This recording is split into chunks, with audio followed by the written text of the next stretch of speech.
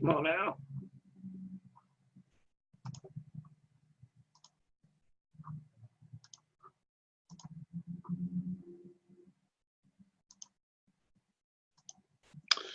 All right, hey everybody. Hope everybody's doing well.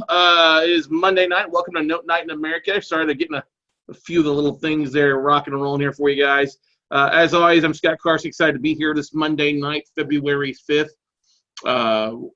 What a busy week. What a busy weekend. It is going to be a busy week here as well for us here in the offices to get rock and rolling. Kind of a shorter week for the most part as I head out of town Wednesday morning, headed to Orlando, Florida for the upcoming PodFest convention. So I'm really looking forward to that. Be around about 900 different podcast entrepreneurs to help us expand some things with the Note Closer show. So, but we'll be back here next Monday night. We got a new topic for next Monday night.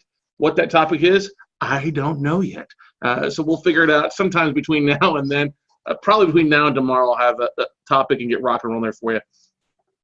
Hey guys, hey Jack, hey Ryan, hey Jack, hey Lisa. Good to see you guys. Everything's doing well.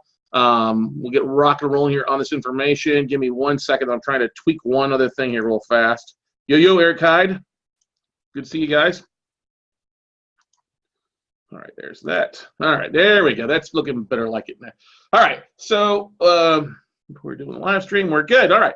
So one of the great things about tonight, guys, is it kind of marks a kind of a new thing that we're doing as well.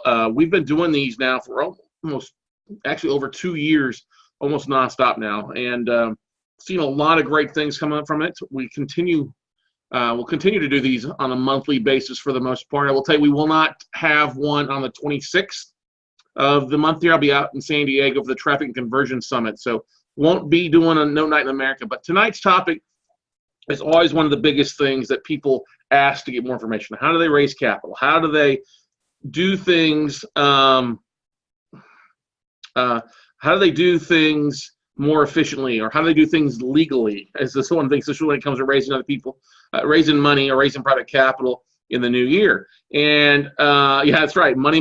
Exactly. How do we do things right to begin with, and make sure we don't mess up and do some things? Well, we'll get to that in a little bit. Just want to go through a few announcements. For those that are joining us for the first time on Note Night America, welcome. Thanks for being here. We're excited to have you. Thank you guys for all the positive comments. Absolutely love our new sign. Little redecoration, some stuff here for tonight. But literally, we have a variety of people here on the webinars. And if you guys could do me a huge favor tonight, if you're watching this and you've got your computer up in there for Facebook, do me a favor, go out there and share this, because I think it's really valuable that a lot of people get this. So I'd love it to see if we had 20 people share this. I see we got over 300 people RSVP'd. If I can get over 5% of you guys to just share this, go share this to your page, share it across the board. If you're watching this live here, thank you. But if you're watching this online on the Facebook Live, go ahead and do me a favor and share this, all right?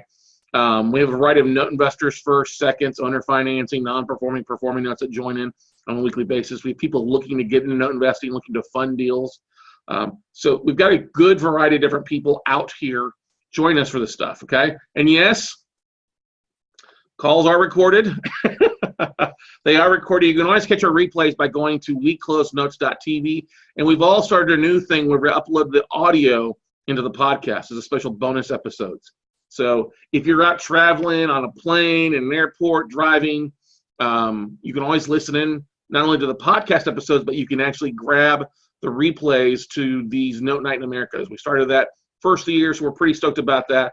So if you miss it and have to step out, okay, you go back. As always, we load the videos up into weclosenotes.tv as well. But for those the audio, I had 3 people email me today. They're like, "Oh, it was a pleasant surprise to find the Note Night in America is on here." So we are here to help deliver content for you guys. We're here to keep giving. And if there's ever a topic that you would love to see us cover, let me know. If it's within my wheelhouse, I'll be glad to do it. If it's not in my wheelhouse, I'm not going to cover it, but I'll go out and try to find somebody that can for you. Okay. One big thing I want you to let you guys know is the month of love. Valentine's is just literally 9 days away. Really excited that Quest IRA not only has a special going on. I have to give them a big shout of applause here. They're actually official sponsors of our Note Closer Show podcast and of Note Night in America. So we got official sponsor for these webinars. They've got a special thing they're running for our students. So if you're on the podcast or you're on listening to this, live and you don't have an IRA, shame on you. I'm not.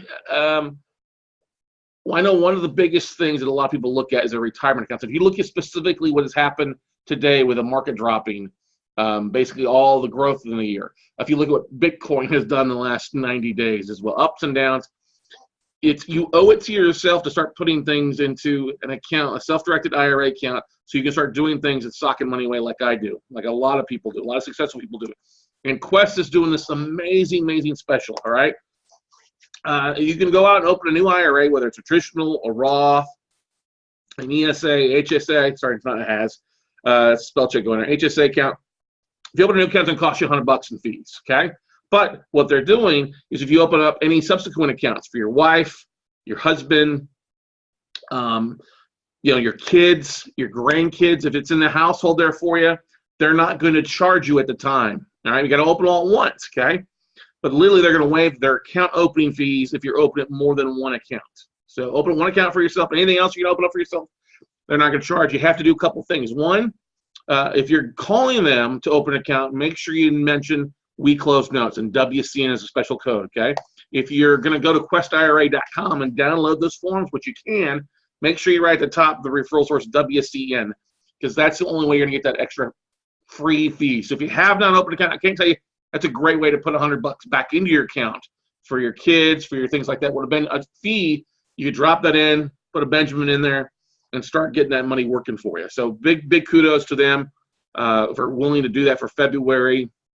I'm pretty stoked that they're sponsoring these. It's great. I mean, we are one of their biggest referral of new accounts each year, and we plan on trying to make it number one for the most part. We're always number two, number three, but want to be number one this year. And it's a true win-win-win. Win for us, win for them, but also win for you guys out there as well. So we're going to be helping out with some more of their online strategies as well to help them with their education as well. But you can always reach out to them at 1-888-FUN-IRAs.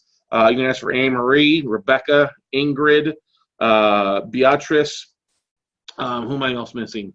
The ones that are mostly account specialists. Haley out of Dallas. Reach out to them. They're going to do a great job for you and will not be disappointed. And we're at the point almost of them being the only self-directed account that we fund with, because they're just so much easier to work with than others. So if you've got an IRA with somebody else, hey, reach out to you, open up a new account, do a rollover here, save you some fees. We are over 50,000 downloads in the podcast. I want to first of all thank all of you for listening and sharing. Thank you so much. We are actually at over 58,000 downloads since that. You can always listen to that on iTunes, Stitcher, TuneIn, Google Play Music. We're about to be on iHeartRadio as well as some other things. So lots of places for you to listen. We have a really special guest tomorrow. Kathy Fetke is going to be joining us from California. Kathy is the author of Retire Rich with Rentals. Kathy's a friend. We've spoken on a couple stages together. New book that just came out. We're excited to have her on to speak and talk about her new book and some of the things out there about the rental side and some of her experience in her 13 plus years of real estate experience. So excited to have her tomorrow morning on the podcast. All right. As always, guys, we're looking to educate. We're looking to help grow the note investing community. Our 5-year goal is to educate and create 10,000 note investors. And one of the big ways that we do that, obviously, is through these webinars, through the podcast, but also through our workshops. And we are literally just over 30 days out, 34 days and counting from our first virtual workshop of the year. And I wanted to run a special this weekend, actually yesterday during Super Bowl weekend. I'm going to extend it until midnight tonight, okay? If you've not gone through one of our virtual workshops, now's the opportunity for you to pick up a 25% off. Yes, we're running it. It's a Super Bowl sale. If you go to weclosenotes.com and go to the virtual tab, and you click on the virtual training thing and then type in Super Bowl, all caps, and discount code, should knock 25% off there for you. And that's not, if you're watching this in a replay, sorry, you got to be live to join this, okay? But literally, that ends at midnight tonight. If you're a first-timer, hey, take advantage of joining us for the virtual workshop the 9th, 10th, and 11th, and really learning how to do notes the right way, okay? Question, Alicia says, would you mind doing a webinar with Quincy and I move your IRA to a personal trust account? I will. We'll talk about that later on, yes.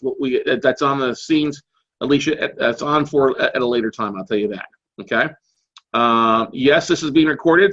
Chris, always recorded as well for you. So yeah, once again, guys, if you've not taken a virtual workshop, do so. Like I said, our big goal is to help 10,000 new note investors. And one way we do that is by looking to see how many people we have go through our workshops. And we've got an amazing one coming up the 9th through the 11th, okay? All right, moving on. We do our fast track training that's filling up fast. I just want to let you guys know this. Steph informed me we're down to 1 spot left for the February 23rd, 24th, and 25th fast track, 3 days of one-on-one coaching with us. We're down to 2 spots left for the March one. And the March one is the last one before our April mastermind takes place in Cape Coral. So we do have dates for the May one. Don't hold me yet on that one. I believe it's the 11th through the 13th. I got to check. We do have 3 spots available. So it's filling up fast. RSVP now, guys. It's 3 days of one-on-one coaching. You plus a partner or spouse will help put your note business in overdrive. And those that go through our fast track training, then they are able to attend our note mastermind meetings that we have. And our next mastermind is going to be from Cape Coral, Florida at the beautiful Westin Resort, April 13th, 14th, 15th. As I found out, it's the weekend before your taxes are due, I guess, on the 17th. We love being here at the Westin Resort. They do such a great job with everybody. It's a beautiful resort, great way to get away, but still be kind of confined in a beautiful place with 60, 70, 80 other note investors to really make things happen. If you'd like to talk about RSVP in your spot at the fast track or at the Note Mastermind, you can reach out to Stephanie Goodman, our VP of Operations, at 512-507-5663. All right. Any questions about that before we dive into the content for tonight, everybody? Any other questions before we dive in? I would love it if you guys had a few topics. Alicia, I appreciate for posting that out there about having us do a webinar with Quincy about turning your IRA into a personal trust. We'll be glad to go through that with him. But what other topics would you guys like to see on the Note Night in America? Think about it. Drop me an email or mention something on here. We'll be glad to try to come up with it and see what's going on here for you guys. Always looking for content that you guys are looking to learn for the most part, okay? Will we open up the fast track mastermind week to those who haven't been to fast track? I don't know yet, Eric. Don't know. We might offer a couple of sneak peeks. We might not. I don't know. We haven't decided that. Steph and I have not yet to decide that. We're still over 60 days out from that, so don't know. Okay? All right, let's move on here. So tonight's topic is all about raising private capital in the new year. All right, what do you need to be doing? What should you do? What should you not do? And let's first start off what not to do, because as of Friday, some news came out that I think will kind of shock you guys a little bit. You should never be stating guaranteed rate. First and foremost, never guarantee a rate, okay? You're not a financial institution. You can't guarantee a rate of return. Do not say guaranteed rate, okay? Never do that in your marketing, okay? I also am not a big fan of soliciting unsophisticated investors. Now, that's different than accredited investors. Sophisticated investors are people that have been through real estate, they've been through workshops, they've maybe got an IRA. They're people who have done some deals. They may not be accredited yet based on their income, but they're definitely sophisticated. I'm not a fan of just going out and marketing people I don't know, never met, or I have nothing in common with them. Okay, and I'll get to the commonality thing in a little bit. I don't, self-directed IRA investors that you pull from the county clerk, I roll into as being sophisticated enough to talk with them and have a conversation. I'll get that a little bit later. But unsophisticated investors, people in your database that you don't know, don't have anything in common with them, I'm not a big fan of that, okay? Hey, got my deal. I got a deal. Fund my deal, okay? I definitely do not ever want to use someone's last 5 to 10K. And I see people raising capital from people out there, and they're taking on people they're giving them the last 5 to 10K, and these people are looking to the investors as a way to get out of the hole. That's not a good sign, because if you take somebody's last 5 to 10K, they're going to bother you mercilessly. They're also the ones that are going to get suit happy if anything goes right, because they're just not sophisticated. Okay? They just don't understand the real estate side of things, and that's why I don't want to deal with people. I definitely don't want to go between. That's why I've pissed a couple people off. People go, oh, well, I got all these investors I've got. How about if I just help you raise capital and you pay me a fee? Yeah, no, I don't like to deal with somebody I've never dealt with before. Okay? Not a big fan of that. Okay? Same thing, advertising to complete strangers, not a fan of that. Now, some people would say, well, Scott, you do these videos, and these videos go on Facebook, and they go on your YouTube and Vimeo, Yes, it's designed for my students. It's designed for people out there as well.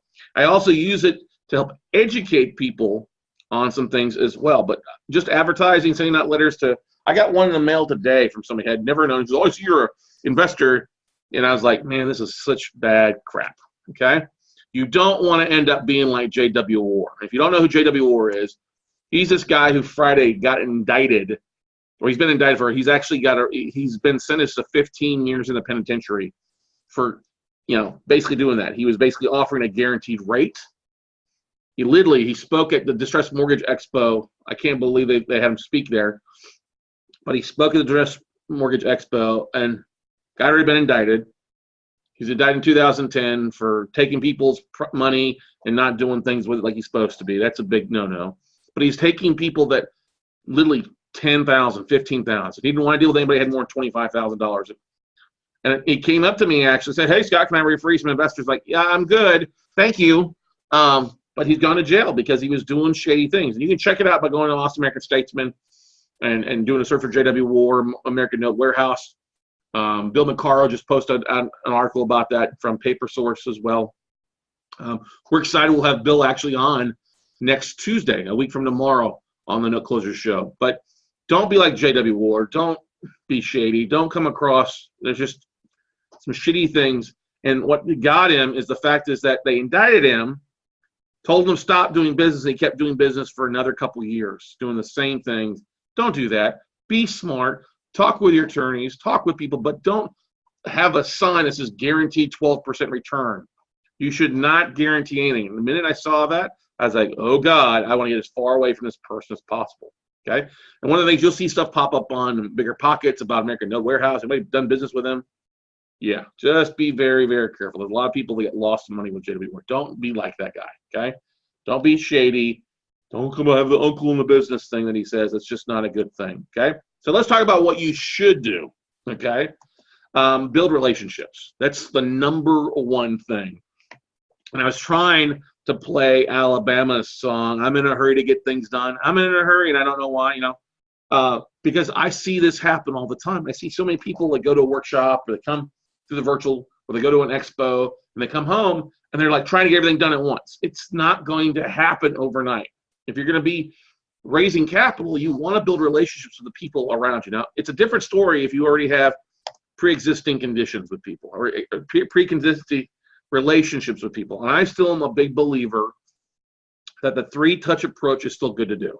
And what's the three-touch approach? Well, the SEC used to require you to have a pre-existing relationship or, a relationship, a pre-existing relationship of some sort, I guess you could say. You knew the person beforehand. That's what I'm trying to get at. Well, and they used to require you to have like a three-touch approach. Three-touch approach, like how you met somebody at a real estate club was the first touch. Second, you went to coffee with them. Third touch, you started talking about some deals before you asked for money, okay? Or you met them several times and networked. That was the three-touch approach that the SEC used to have. Now, they did away with that recently with the Jobs Act and everything they're doing with the crowdfunding funds. I still believe that's one of the best ways to do it. It's building rapport. It's building relationships with people that are going to be much longer than just, fund my deal, okay? You have to avoid the I don't know you, but fund my deal now marketing that I see. Now, yes, I'm a big advocate in marketing. Yes, I'm a big advocate on you emailing out to your database on what you're working on. What I'm not a fan of is people that send an email out to me like, hey, fund my deal. That's not what I teach. That's not what I tell people to do. You have a database. Send out, hey, here's what I am. Hey, everybody. Hi, this is me. Your hello letter. Hello. Is it deals you're looking for? All right. Your hello letter is your first thing. Your second deal is maybe some case studies you've done, some relationship building, or hey, here's what you're looking for. Here's what we're looking for. We're looking for deals. Those are the things that you want to do. What is frustrating is when people that really have been through a workshop and, hey, I need funding right now. That doesn't work, okay? I've booted people off when I see things that don't make sense like that, okay? You have to network. But you also have to look at marketing. You got to have a website these days now when you probably used not to. You got to have updated LinkedIn profile. If you don't have those things, it really doesn't work in your favor. You've got to be in this world of full disclosure. You've got to be online. You got to have a website. You got to have a LinkedIn profile that looks like that makes sense for you. You can't be shady. Okay. It's all about telling your story, especially when it gets around to where you've talked with people for a while. Discuss previous deals. Discuss case studies. This is why one of the biggest things that we do with our virtual workshop is give some case studies for you to take a look at. So you can talk about these with potential investors. Here's the types of deals that we do, and here's a deal that falls in that category. Tell the story. Be a storyteller, not just fund my shit kind of story, okay? Tell them what attracts you to the deal, what's so great about it, okay? What can go wrong, okay? Now, at the same time, you also want to interview your investors. I realize it's a two-way street, okay? Don't be afraid of what if, or if the shit hits the fan kind of questions. And what I mean by that, well, what if this happens? Well, what if this happens? What if the flood comes? Well, that's why we have property insurance. What if a fire breaks out? That's why we have insurance, okay? What if the borrower stops paying? Then we have attorneys to foreclose. The best thing you could do is literally have a prepared list of what if questions and be prepared when you're talking to people. Because at some point, you're going to have to answer those questions. And it's better to answer and tackle the elephant in the room if somebody's got fears or is new to note investing than it is to try to avoid it. And you never want to lie, and it's okay. This is where a lot of investors struggle with. It's okay to say, I don't know, but I'll find out for you. I see a lot of investors that make up lies, and it ends up biting them in the butt because they just didn't have, what's the word I'm looking for? They just didn't have, I won't say the cojones, they just didn't have the confidence to say, well, I don't know, but I'll find out for you. And those things are, those two words, I will find out. Actually, it's 4 words. I will find out for you. So 6 words, actually. Yes, I can count my fingers. 6 words that will come in handy. I'll find out. Let me check into them. Let me talk to my attorneys. Let me talk to my insurance company. Let me talk to Scott. Let me talk to Eric. Whoever I need to talk to, I will find an answer for you. Okay? The most important thing you can also do is stay on top of your vendors. Talk about your vendors with your, when you're talking with your investors. Hey, it's just not me that's doing this. It's my vendors. It's the Daniel Singer, the Singer Law Group. It's Madison Management and Shante Duffy. It's Harris Howard or the Harris Howard Law Group. It's Franco Borelli out of Michigan, Ohio, doing our contract for deed evictions. Those are the things. Stay on top of your vendors, but also share the fact that, hey, we have vendors that are doing a lot of stuff. There's a process to it. Oftentimes, investors want, especially if they funded a deal, where we at this week? Well, it's not a week in, week out thing. It takes 30 days or 60 days sometimes that can happen, okay? All right? Communication is key, and that's why you've got to share that. You want to give regular emails. Either use a Basecamp.com, a Dropbox. We have gone from using both of those to a Yardi system. It's an online system that we're using now. We've been very happy with. It's taken some growing pains, and we'll be sharing that over probably the next 60 days with you guys once they get a few kinks worked out of the thing. But it's really a great system for sharing communication where our investors can see what's going on. You always want to alert your investors if something is wrong. Fire, foreclosure, taking longer, borrower stops paying. It's best to alert your investors. Okay, that's important because that builds a good track record. All right. It also tells your investors, oh, he's on this or she's on this. Oh, that's good. Awesome. Thank you for letting me know. And I'm glad to hear that you're on it. But problems are going to happen. You can't avoid problems. I will tell you that right now. Problems happen all the time with deals. It is what it is. You're paid to be a problem solver. You're buying a problem note from a bank. It's going to have some issues. Okay. The idea is that you have a solution and a backup plan, 1, 2, or 3, depending on which way that loan goes. Okay. Set realistic expectations. I see a lot of people get in trouble when they set unrealistic expectations. They overpromise and then underdeliver. Your investors are only going to remember the best case scenario. All right. Oh, you said I was going to make 50%. Okay. I only made 40. Well, shit. You're not happy with 40? No, you said I'd make 50. All right. They only remember the best case scenario. So I can't harp on you enough as you're doing your due diligence. Add extra to your due diligence cost. Add a little bit extra in case something does go wrong. And when you look at the case scenario and you talk about whether you deal with an investor, hey, here's what could happen. So it turns out the ROI is less than what it actually turns out there's nothing better than, especially if you're on an equity split with a partner, of giving them a bigger check than what they expected. Okay, now hopefully they don't expect it every time, but work to develop those relationships. Okay, know your numbers. Know your numbers. Now, also, don't get overanalyst paralysis. Okay, realize that sometimes not everything's going to go to foreclosure. Realize also that not everything is going to need a new roof. Know your numbers is really, I should say, know your due diligence. Know what your numbers look like, know what everything is going to be, and just know what's going on. Okay? Can't tell you that enough. Okay? Now, some things you want to keep in mind as well. All right? Trust your gut. Trust your gut. All right? If you got a bad feeling about investor, just say, I don't think we're a good fit. Okay? Avoid the PETA investors. PETA stands for pain in the ass investors. Okay? I'll give you an example. If somebody's come to your office or you've been on the phone with them 3-4 times and they wanted to retweak everything, and then when you need funding to take place and they know about funding, they walk away, don't waste your time with them ever again. All right? We've had a few investors do that. Oh, I need you to tweak this to me specifically. Okay, great. Fine. What else do you need done? Boom, boom. All right, great. I need you to, here we go. We're ready to fund. Well, I went with a better deal. What do you mean a better deal? Well, it was a chance of a lifetime. Well, chance of a lifetime is that you're never going to work with me again. Okay? Avoid the pain in the ass investors. That's one example. Okay? Don't budget on your numbers. What I mean by don't budget your numbers, look, if you have an investor that agrees to a flat return on investment, that's great. It's phenomenal. If it's a flat equity split, great. But if somebody is like, well, hey, I know I agree to 50-50 of equity, but I need to get 75-25. Don't do it. Or if they say, well, I wanted 12%, but I really need 15. Now I need also half the money. I had some guy come to my office and said, okay, yeah, I'm all good for it, great. And also we split things. And he was like, well, what kind of return am I going to get on top of my equity? I'm like, what do you mean? He goes, well, I want 15% return on my money. I'm like, that's great. You're not working with me then. Well, what do you mean? Because I don't have to pay that. Well, that's what I want. Well, great. Guess you're not working with me.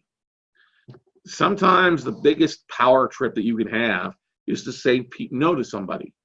And I know when you're starting off, you're struggling, you want somebody to say yes, and you can often be desperate. Okay? Look, the thing to keep in mind is people can smell your desperate nature. They can feel it. They can sense it. They can see that you need to close on a deal. Best thing that you can do, come from a strong point, is realize that you know your numbers. The deals make sense. You're giving them a potentially phenomenal rate of return on money later on if the deal works out well, which it should. There's other people out there. And what happens when people worry about this, they start budgeting numbers, is because they don't do as much marketing as they should. They settle for what they've got, okay? They don't do an email. They don't do marketing. They haven't built a database. And your wealth is going to be determined by your network, really more than anything else. Building networks is what builds value, no matter what kind of real estate you're in. Rentals, fix and flips, note deals, whatever it is, you building a network and learning how to market can help you out more than anything else. Will help keep this in mind. All right? And don't wait till the last minute, okay? I've seen investors try getting to skinny deals because they really needed to do a deal, and then they're in trouble in 6 months. Like, well, why did you pay this? Well, I needed a deal. Well, why'd you do it for this? Well, that's all that they would budge. Well, then walk away. Walk away. Be a little flexible in your numbers, okay? Don't promise something. If the deal's only going to turn 18% return based on it and you offer an investor 13, they'll at least 5% for you. That's not much. You're not going to make any money. You're going to be working for free. And you know what's going to happen? It's probably going to go south with one because you overpaid. And trust me, there are a lot of people overpaying for assets right now. A lot of people overpaying for assets. All right? One of the best things you can do as a note investor is follow up with those that bought the asset or find out, hey, who won that bid? Do you mind forwarding their contact information or forwarding my contact information to them? Because trust me, in 3 to 6 months, you may be buying that note back really cheap. Okay? Interview your investors. This is an important factor. I don't think a lot of people do this. Yeah? Yeah. Jeff Wolf said something. You are not an employee of your investor. Amen to that, brother. Okay? Interview your investors. And what I mean by this is you want to have them fill out Come on.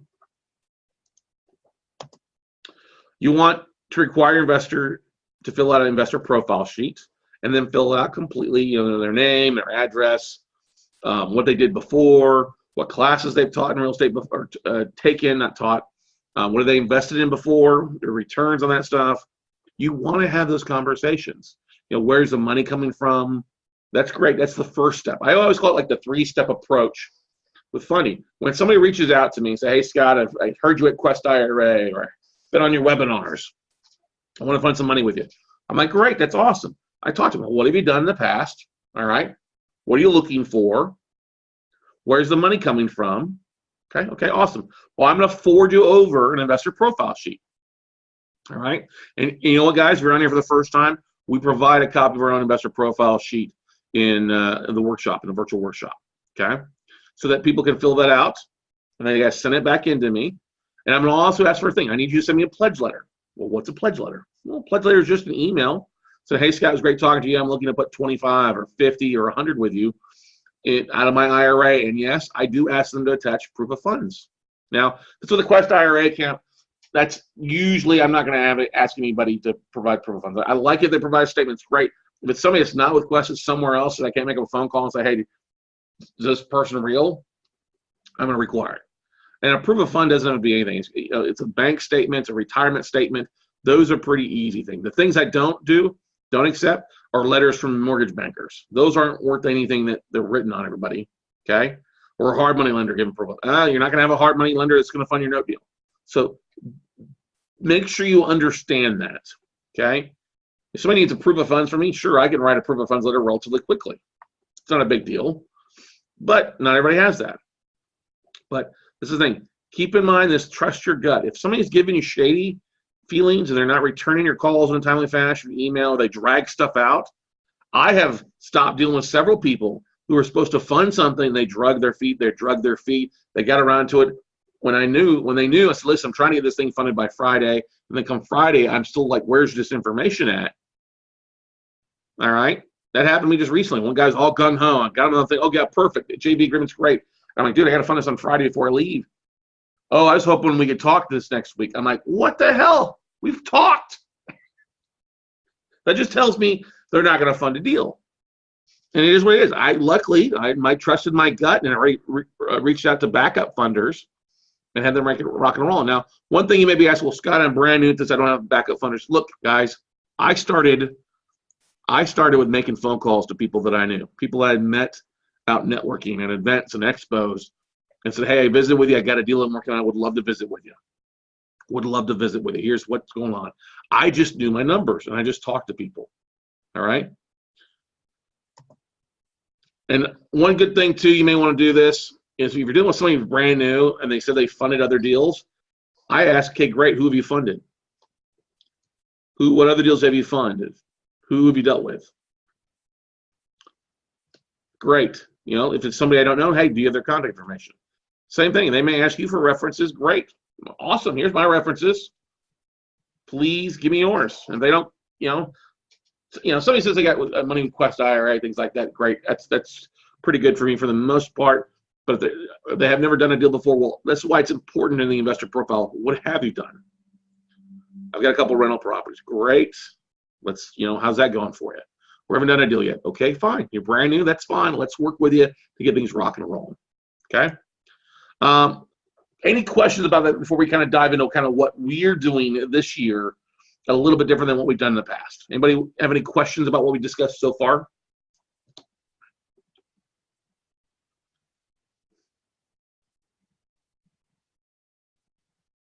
I see some people raising their hands. What questions do you have so far about this stuff? And we'll try to answer if I'm not going to cover it in the next 15, 20 minutes. Okay? Nobody has any questions? Wow. Mark that down. There we go. Popped up.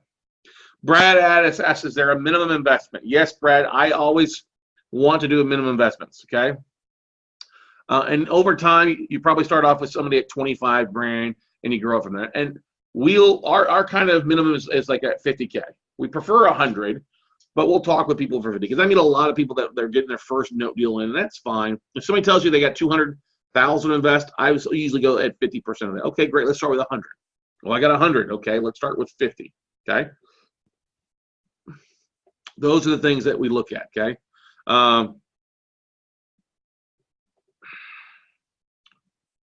Yep, exactly. Okay, you're exactly running a local court docket. That's a great thing. Good stuff. Okay.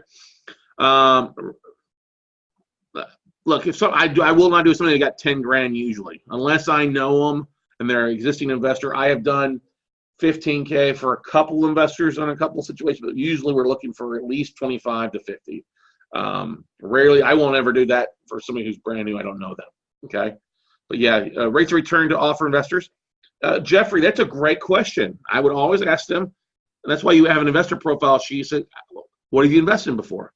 Oh, you have money in the stock market. How's that doing for you? Oh, you got a CD. Oh, how's that performing for you? You got money in mutual funds. Those are kind of the things that you ask them so they can figure out, well, if it's getting 2% or 4%, if I can get you double to triple that 4%, would that be something that you're interested in? Okay. It's all about interviewing. I have investors that are funding stuff at 6%. I have all the way up to 15. Most of it's somewhere in the 8 to 12 range. It's just a matter of interviewing them. Hey, how's that performing for you? What has that done for you? Okay. And then going from there. All right. Sylvia asked, what did you say was good enough for proof of funds? A bank statement, a recent quarterly account statement, printing off from their local bank is good enough for proof of funds. Okay. Is there a type of agreement that you sign with your private money lenders once you request the funds from them? Yes, Clifton. We always have to sign a joint venture agreement. It may be a flat, depends on the situation. Joint venture agreement, if they're like equity involved in the deal, if it's just a flat return investment, it's just a typical lending, loan docs. Nothing difficult to have. Usually 2, 3 things. Laura says, what do you do if a seller is asking you for proof of funds? Can you provide your JV proof of funds if you don't have proof personally? Yes, you can. What I always say, listen, if I haven't made an offer or anything yet, why am I going to prove up? I may not make an offer on anything that you got. Okay. But if you've made an offer on things, then you need to do a couple of things. Yeah, talk to your JV partners. This is why the marketing is so important, Laura. All right. So important to market. And it's one of the great things about the JV. About our mastermind, hint, hint, wink, wink, is there's often people in our mastermind group who want to fund things. They're willing to provide those proof of funds to help you out as well. I'm not giving you their names. All right. But we have several mastermind members who are glad to provide bigger proof of funds. Okay. Upcla. I don't know what that's pronounced. Do we need a license for raising cap to hold the note or to hold the note? Don't need a license in most states. You don't need a license. In a few states like Georgia, Washington State, a few others, they want you to have a license for if you hold a note in that state. What the most important thing here, I can tell you, the number one rule here is don't pool investor funds. One investor per one asset. Okay, and I don't care if that one investor is funding 4 assets, another investor is funding 3 in the deal, but you don't cross-pollinate investors on the same asset. That's pooling money. That is a guaranteed go to jail, spend the night in the Great Bar Motel, and do some shitty things, okay?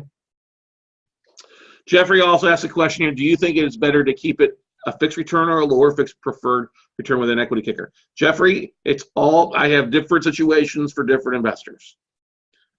The lowest possible return, great. I don't like to make quarterly payments unless I have to. So the thing you want to keep in mind, it's all about a conversation. It's all about building a relationship. Hey, what have you done in the past, okay? What I said, okay, I didn't guarantee any exactly. Casey says, but if you say, what if I can get you 8 to 12%? Isn't that guaranteed? No, you're not guaranteeing anything. I never said guaranteed 8 to 12% return or guaranteed 10%. Never said that. Hey, if I could possibly get you that 8 to 12 in a deal, and then you throw it to a case study. You don't go up and say guaranteed 12%. That's illegal. Okay. Kenneth asked a question: do we still build a database or list from our business cards, LinkedIn connections, Facebook, private? Yeah, you should, because you're looking to build. That's the great thing about social media. You're looking to build relationships. You just can't come out, hey, fund my deal, give me your money, share what's going on. Hey, here's my business card. Here's my business. Here's my website. Here's some of the case studies. That's what it's all about. Okay. No, I don't do my own servicing. We have servicers do all of it. K-Tran. Never do your own servicing. That's a guaranteed waste of time, waste of money, and somebody you don't want to partner with if they're doing their own servicing. Okay. I don't do. Brad asks, if a big deal, do you offer first or second positions? No, don't do that. Go out and market some more to find people to fund it down. I don't agree with that. Would a first be at a large amount and second at a lower amount? No, that's pooling money. Don't do that. One investor per one property. I make that very, very clear. So listen to me one more time, Brad. One investor, one deal. That's all you need. Okay? Don't be pulling people's money. Go, I'm gonna put you the first, second, third. Not a good thing.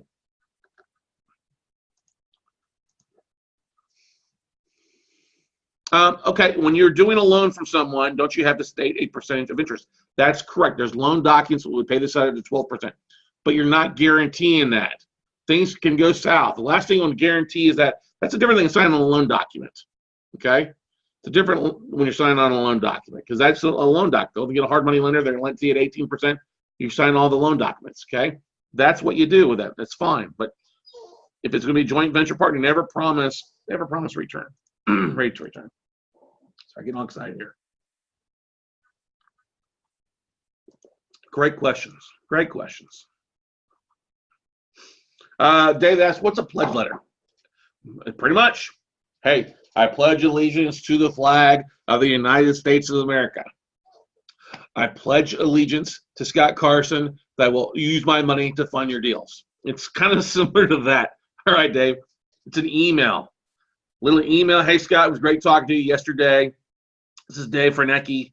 I'm pledging 50 grand of the attached bank statement towards deals. The reason you ask for a pledge letter, and that's all it is. Some people will write up on letterhead and send it over. It's official. That's great. An email is all I need as long as they're sending along the investor profile sheet. Okay. The reason I ask for a pledge letter is that way if they do flake on me, I have them on email saying they pledged this stuff plus a bank proof of fund statement. I can use that if they flake to go to the seller and say, listen, my investor just flaked on me. Here you go. You see what he's supposed to do, but he flaked on me. Give me 72 hours or 96 hours or 48 hours to get this thing funded. And most of the time they'll do it. They can't be mad at you when they see that happen. Okay, it happens all the time. They may be a little upset with you, but you want to have, hey, I got my backup investors. Okay, pledge letter doesn't cost anything, but it's just an extra yes. Because remember, you talk to somebody, yes, do you want to do some deals? That's the first yes. The second yes is the investor profile sheet. Third yes is the pledge letter or pledge email. And of course, the fourth yes is when they actually sign the JV agreement and fund. Okay? Good questions.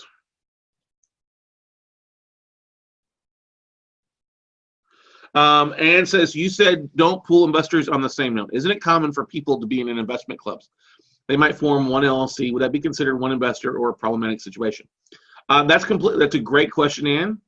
And if you're borrowing money from an investor club, you're borrowing money from that one LLC, that's fine. I don't care if there's 12 people that have formed together that one LLC. Let them do that. But your agreement only says from Ann Price LLC is borrowing the money from ABC Investment Club. That's fine. That's not pooling money. Okay? They're pooling it themselves and create one LLC with partnerships and operating agreements and stuff like that. That's fine. Okay? Yes, Jack, great question. Is it okay to quote a projected return? That is exactly right. Projected estimated return, not a guaranteed return. Thank you for bringing that up. Yes, Jack. Great question. It is okay. Projected return, everything goes out. It should be what you see. But that's why your due diligence is so important. And so, rent's $1,000 a month when it could be potentially $750. Quote the rent $750. Make sure your numbers there. It's better to say, hey, investor, I got some good news. We're actually getting at $800, $900 a month versus $750. Versus you say, oh, hey, we're going to get $900 and you end up, well, we only get $750 because we had to get rented. People don't like that. Okay. Any other questions before we kind of move on a little bit talk about kind of some things that we're doing? All right. So where's our focus for raising capital this year? And it's been literally an 18-month process. Okay. We still are mining self-directed IRA investors from county records. I got a virtual assistant doing some big stuff of that in a couple counties in different parts of the country. I'm not giving those numbers away. Okay. Now, are these people that I know? Nope, don't know. But I do know something about them. If they've got a self-directed IRA and they own a piece of property, let money out, they've taken somebody's workshop, they're real estate investors. So there's two things that I know right off the bat. Real estate investors is a good thing. So they're a little bit more sophisticated than unsophisticated. In the letter that we send them, if we find out that if it wasn't for a real estate investment, we just ask them to throw it away. All right. But the whole idea is there's a process to our madness. It's not like, hey, you got an IRA, you want to fund my deal? We don't do that. Okay. We have postcards that are going out. We've got letters. I don't know if you can see this. Hang on here. You see those boxes, those 4 or 5 boxes up there? I got more in the other room too. Those are all our books. Those are all our 52-page book that we put together to send out as lumpy mail, help educate, because that's the whole thing. We want to help educate these investors first about notes, because most people don't know about them. If you're a note investor, you're in the niche. Okay, we want to help to educate them first. We're directing them to videos. We're directing them to landing pages about what's going on and a bunch of case studies. It is a process, but it's worth the time. Okay, it's totally worth the time, but it's a definite process to it. But trust me, I would rather spend.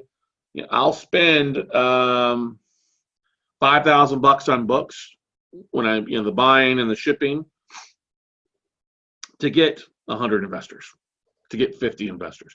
I would do it in some cases to get 1 investor. Why? Because it's a quality relationship. I've done my part. It's going to be an investment that does it over and over and over and over again. Okay? That's the thing you got to keep in mind. Too many of us have no patience. I'm in a hurry to get things done. Oh, I rush and rush until life's no fun. You're Alabama in it, all right? I'm going to keep that. Hashtag Alabama in it, all right? Not Sweet Home Alabama, but hashtag. You're not putting it in the process. You're not giving it time to work. You're not allowing that relationship to be nurtured and to foster a great relationship. You're just like, fund my stuff, and nobody's ever going to fund it. At some point, you've got to take a deep breath and you actually work a process. Hey, it was great meeting you at the real estate club. Great meeting you at the meetup. It was great speaking. This is why we have actually turned down speaking events. Okay, actually turned down 3 speaking events because we want to focus on this. We've built some really great relationships. I think if I can send a letter out to 1,000 note investors or people that I know that are IRA investors with some of the case studies and things that we've done, some of the articles that we've written, some of the blogs that we've written, and our wealth of video and our podcast, why not? Why not do that from the comfort of my own home wearing shorts and a t-shirt, right? It's a process, but it's worth the time. You have to realize, guys, 10 plus years ago, actually, wow. 10 plus years ago, but more so 8 years ago, 2009, 2010, when the market was in the shitter and I was selling everything here, I knew that I had to focus on different things. And I knew it was going to happen overnight, but I knew if I focused on the right thing and the right marketing, I invested heavily in the marketing side of things, things would pay off in the long run better than just the hit and miss stuff. I wouldn't have to be just buying from hard money lenders or buying assets that hard money lenders could find. I didn't have to say goodbye to deals. I could say yes to deals because we built our private money. And we focus on that and do that on a regular basis. So I spent a lot of time on this. This is my artsy side coming out. How do we market effectively to note investors and potential note investors? Okay. We're doubling down on technology. We're doing a lot of great stuff. That's why instead of going to DME, I'm going to a podcast festival. Okay. To figure out some of the things that I can do to help tweak my message, to help me effectively meet more people instead of having conversations of one-on-one, having 1 to millions, 1 to hundreds of thousands, or 1 to 10,000 people. That's what we're focused on. Okay. Questions there? Jeff Barr says you froze. I think it's your internet. All right.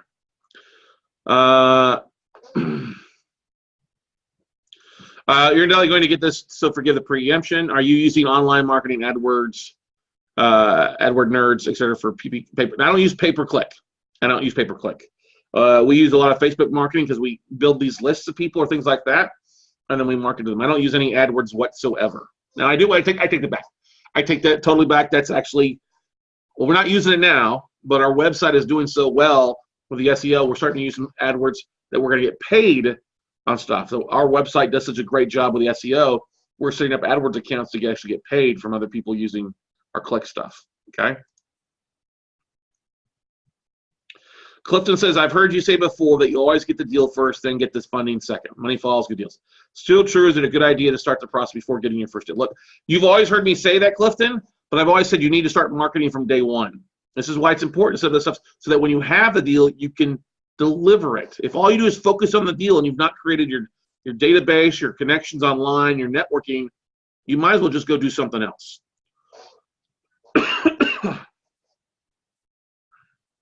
Upcla, I'll share that information. Yes, that's the question. We can find probate, foreclosure, bankruptcy at the local county office. Can you explain a bit more about how you find SFIRAs lead to the county office? We'll do that in a virtual workshop. I won't share that right now. That's something you'll learn by going to the virtual note buying workshop. And once again, guys, if you use the special code Super Bowl, all in caps, Super Bowl, no spaces, all caps, you get 25% off.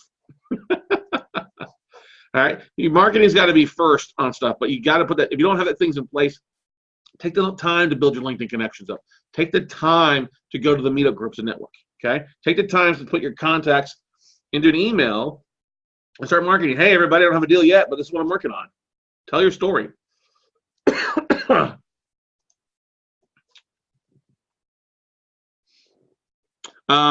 Yes, that's correct. Bob Bollinger, you're exactly right. Understanding that there cannot be a guaranteed ROI quote on an investment.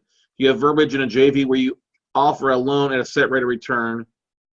Yes, this would not be publicly advertised, but only personally offered. That's exactly right. Yes, on our JV agreements outlines that things. Exactly. You've already built that relationship. You've got that three-touch approach. Hey, here I'm going to offer. We're doing it at 10% or 12%.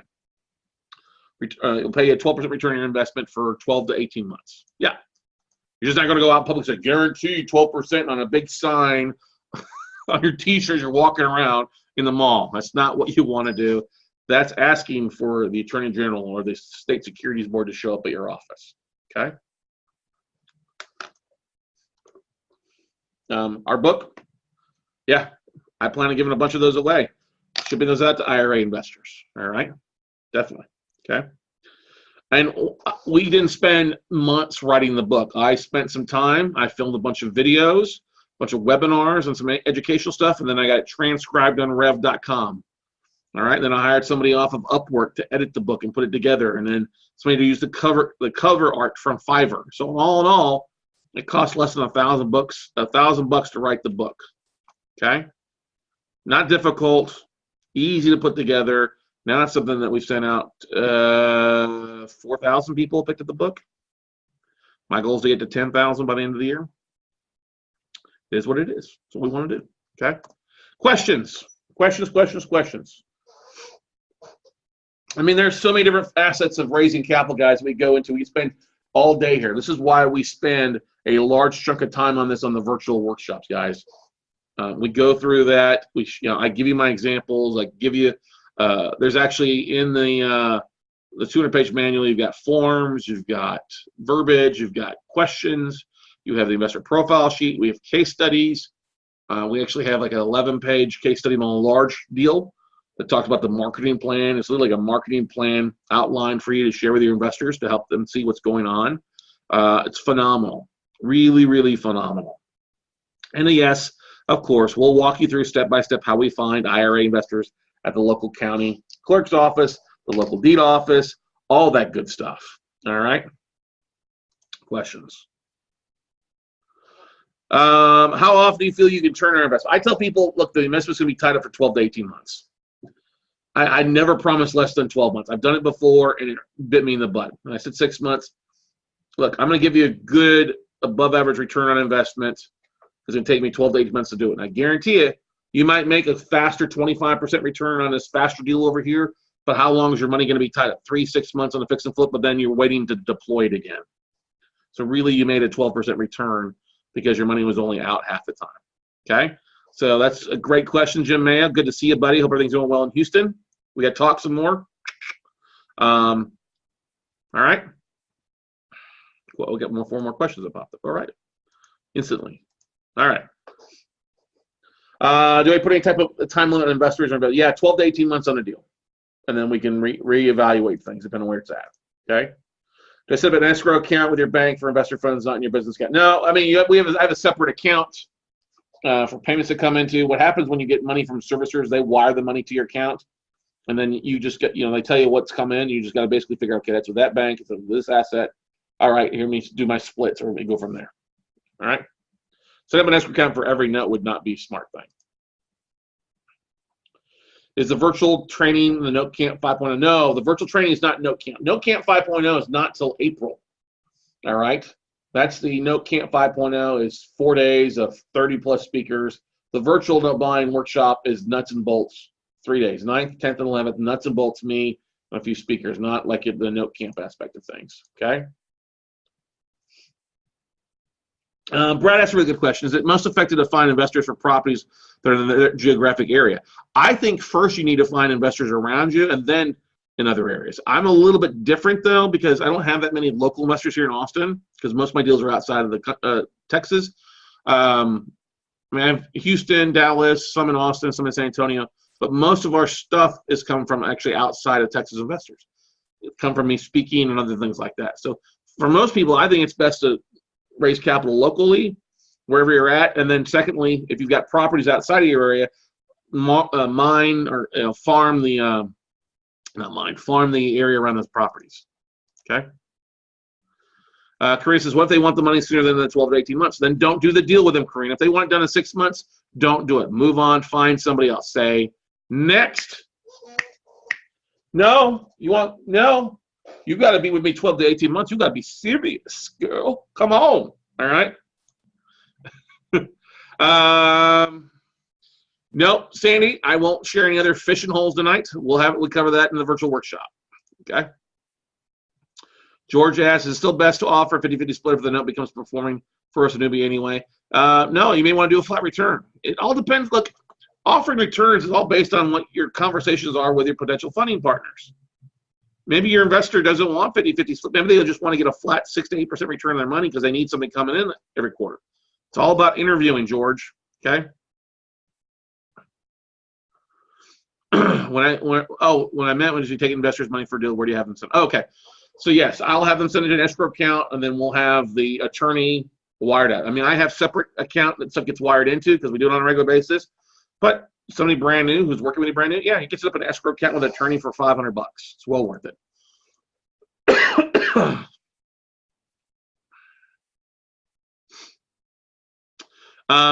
I'm a private lender. I lend short-term, 12-month loan to rehabbers at 12%. Do you guys broker buy notes from students as well? We don't buy owner finance notes, no. And that's what you would be doing. You're being owner finance notes. We only buy institutional debt, right? Oh, okay.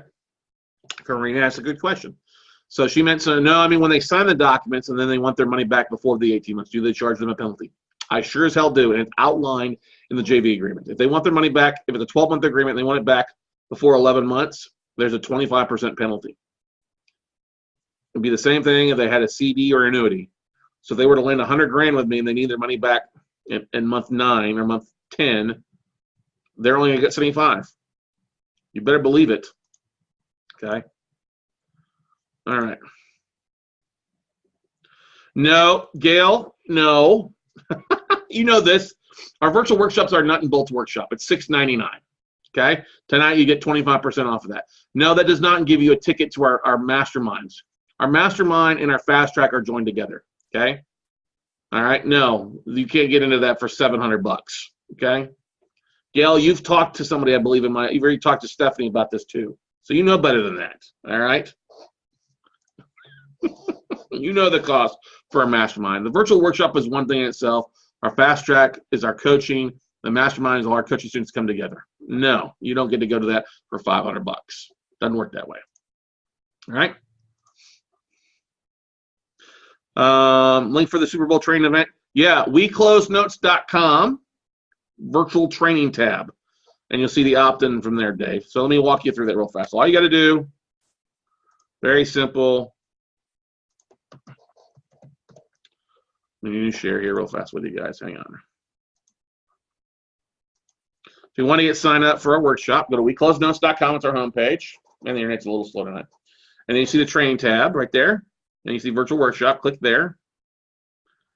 Takes you over here to our note buying breakdown on that. Sign up for the next virtual workshop. Takes you right there.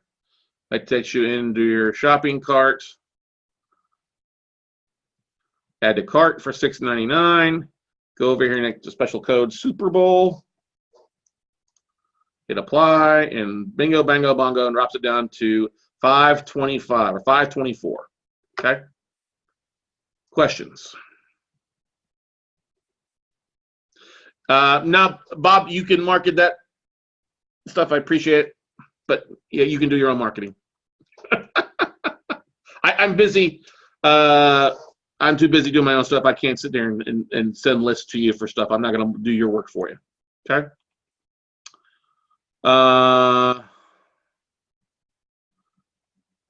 Yeah, if you join the mastermind, yes, if you join the mastermind, the fast track will comp you in to the virtual workshop. That's correct, Gail, but you don't get to sign up for the virtual and get comped into the other thing. Okay. Yeah, if you get signed up for the fast track, and the mastermind will comp you into the virtual. Yep. Okay. Bradley says, do you send out an email on specific deals that you have, or do you only offer deals on a one-on-one basis?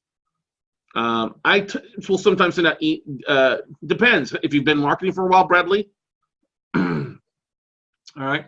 If you go for a while, yeah, I'll send out individual emails on deals. Hey, here's what it is. Here's what's something we're working on. Deals that we're working on, definitely, Bradley. Brad asked a question, does the virtual workshop go beyond the blueprint? If you're a Note Buying Blueprint member, you actually get a ticket to the virtual workshop. It's included in some of the bonuses if you sign up for the Note Buying Blueprint. Okay? That sounds good, Gail.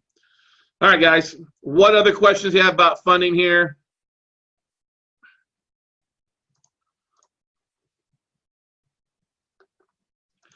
Whatever. What other questions do you guys have regarding what we talked about tonight, everybody? Okay. Hopefully this has been valuable to you. Hopefully this has helped answer some questions for you, give you some bit of stuff. Look, an hour-long webinar is not going to make you a raising capital expert. It's going to give you some great tips that you can implement, but you definitely need to make sure you're doing the right things. Okay. All right. Do the right things. Talk to your attorneys. Talk to Jillian Zadati.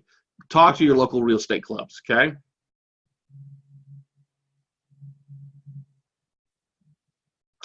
Stephen asked a question. He said, teacher of short sales talks about wholesaling deals to investors, adding a premium to the cost to do the deal on top of what the investment actually requires. Ever do that in this industry?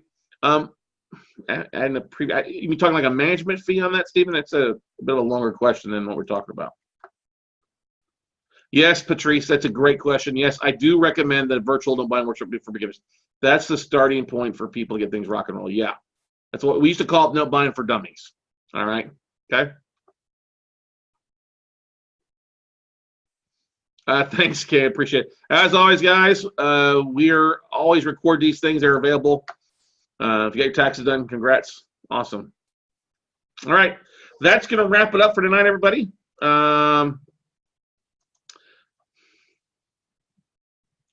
Yeah, Stephen, we can drop me an email about that. We'll talk about that offline. I don't want to get into that online here. We have too many other people going through some things, okay?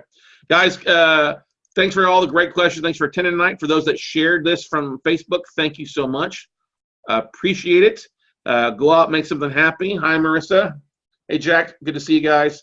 Lots of great things. Like I said, if you have a topic you'd like for us to discuss or focus on, let me know. We'll be glad to see about getting it potentially on here on Note Night in America or on the podcast. So have a great week. Go make something happen. And yes, go Cowboys. No, they didn't win the Super Bowl. No, they didn't make the playoffs. But I will never root for the Eagles because I am a Cowboys fan. We'll see you guys later. Take care, everybody. Bye.